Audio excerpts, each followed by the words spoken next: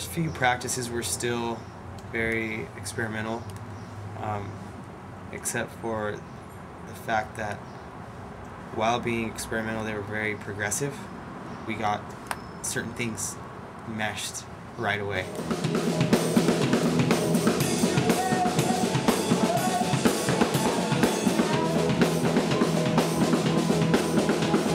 I think Choke and I are the ones that everybody hears, and that's what they walk away hearing. But at the same time, Sean and Andrew are playing probably the most vital part of the music.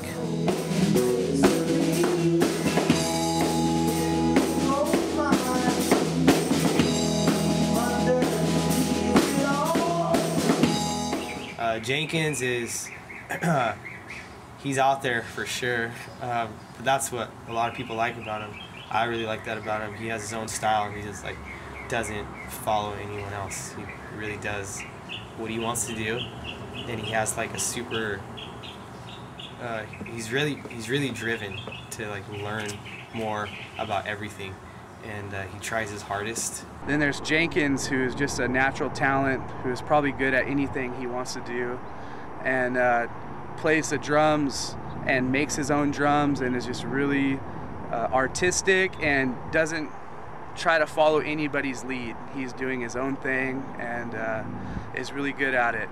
And when he puts his mind to it, he can really figure out some drum beats.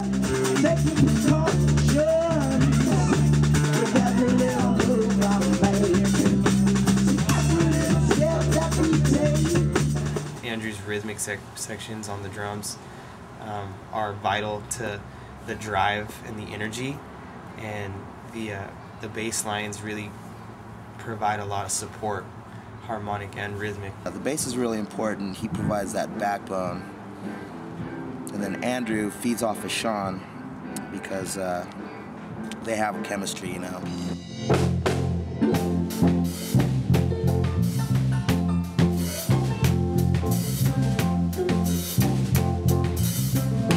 So it's pretty much them two as a tandem. When I joined the group, it just kind of laid down the base and a foundation, and we started to go from there.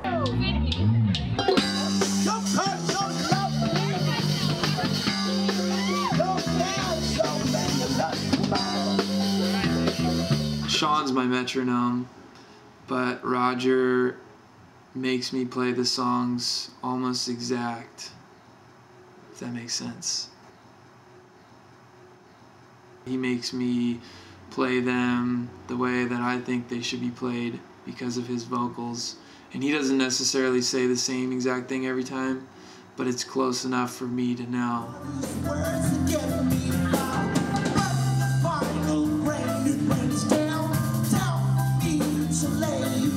And his voice is very powerful too, so it makes me hit my drums harder, especially when he's going off. I think everybody's known Roger's had a lot of talent.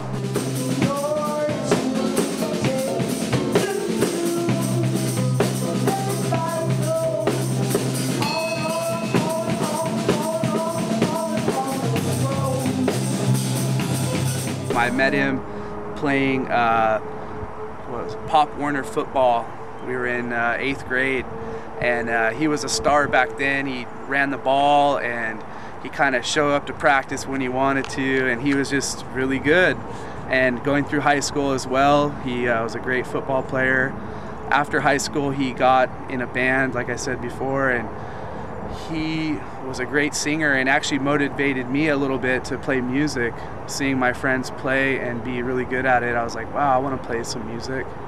And now Roger has just continued to grow as a singer and songwriter. Roger's comes from a great family, and they're all very considerate, thoughtful individuals.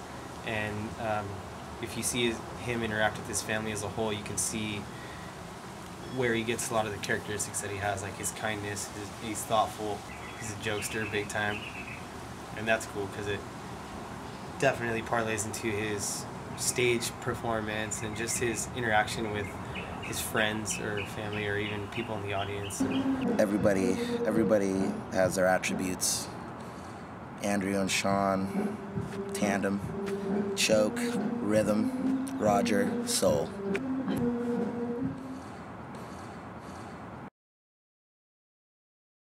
I would have to say that Choke is the best musician in the band.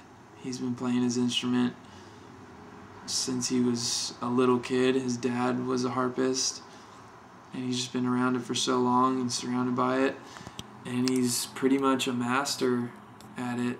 It's pretty amazing. I'm always amazed by what he does, but I'm used to it, but I still get amazed. He has been playing music since he was a young kid and is just amazing and continues a family heritage of music, and just playing the harp and the requinto and, you know, continuing his heritage, and that's beautiful.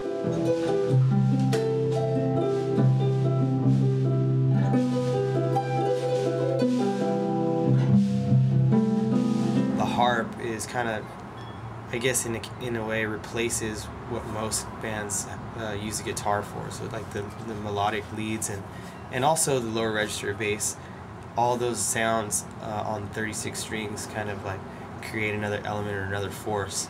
And combined with Roger's voice, which is, I think, pretty amazing and unique, these elements combine, drums, bass, vocals, and harp, are a unique sound. Just seems like Choke and Roger are just, they just have endless songs. I mean, sometimes we'll be practicing and Roger will go, oh, you know, check out this song that has full vocals and chords and everything. And it's like, man, you know, that's pretty amazing. You just pull these songs out. And also Choke will just be strumming the harp and be like, oh, that sounds kind of cool. And it just becomes a song. You know, I'll start playing the bass to it and it like flows. It's a long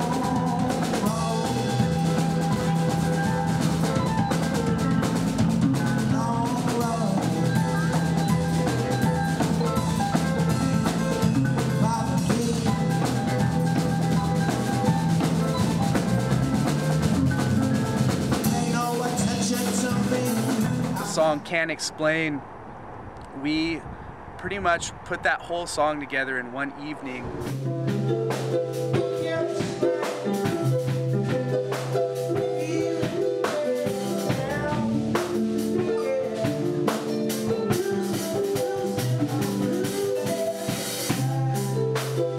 The whole song as a whole pretty much came about in one evening, and I was amazed. That's one night that I was like, wow, this really has some potential. We're all different. We've all had our different upbringings, but at the same time, we all appreciate different styles.